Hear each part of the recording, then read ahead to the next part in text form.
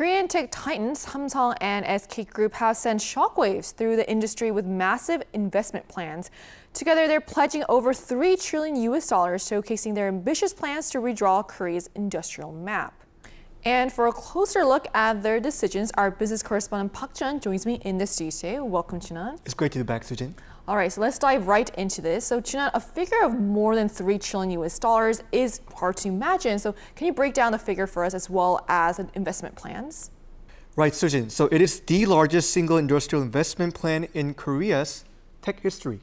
The number 4,755 trillion won is equivalent to about 6.5 years worth of Korea's 2026 national budget. Just to clarify, the $3 trillion plan includes investments already committed to projects such as the Semiconductor mega cluster in Gyeonggi-do province, which has been underway for several years. Excluding those existing commitments, the new investment, as per the ministry, comes to around 1.46 quadrillion won, or roughly $940 billion. Samsung plans to inject 2,655 trillion won into the country by 2040. SK Group will invest 2,100 trillion won to build AI data centers and an AI memory production belt. What makes this mega project stand out is it's shipped away from the Seoul metropolitan area. For decades, the heart of Korea's semiconductor power has been concentrated right around the capital region. But these regions are facing a critical bottleneck. They are rapidly reaching their limits in securing stable electricity and ample water supplies, both of which are essential for semiconductor manufacturing. That's why the two groups are pouring 825 trillion won into Korea's southwest region, specifically targeting cities like Gwangju to establish a second semiconductor mega cluster.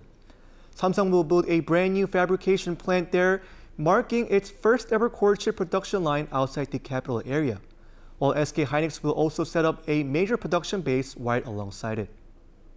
Now let's talk about the technology. So how does Samsung and SK's capacity to build world-class memory chips fit into this multi-trillion-dollar investment blueprint? Right, Sujin. So Samsung and SK hynix are the world's two leading memory chip makers, producing advanced memory semiconductors such as HBM, DRAM, and NAND flash.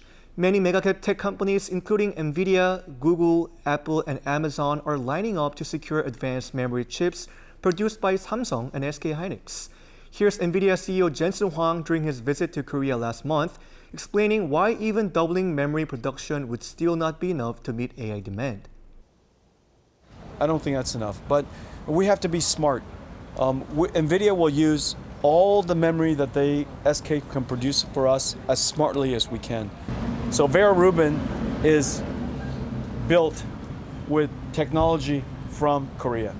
Memory technology, incredible memory technology, unheard of amazing memory technology here from Korea.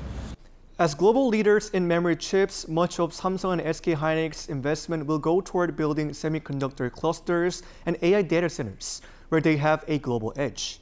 This capital also secures their leadership in the upcoming era of fourth-generation physical AI, where artificial intelligence moves into real world through advanced robotics and autonomous vehicles. So you mentioned that new fabs are going to build outside this whole metropolitan region. Is there a strategic reason behind choosing this particular location? What kind of effects will we see in the local economy from this? Right, Sujin. So the strategic reason basically comes down to resources and physical limits.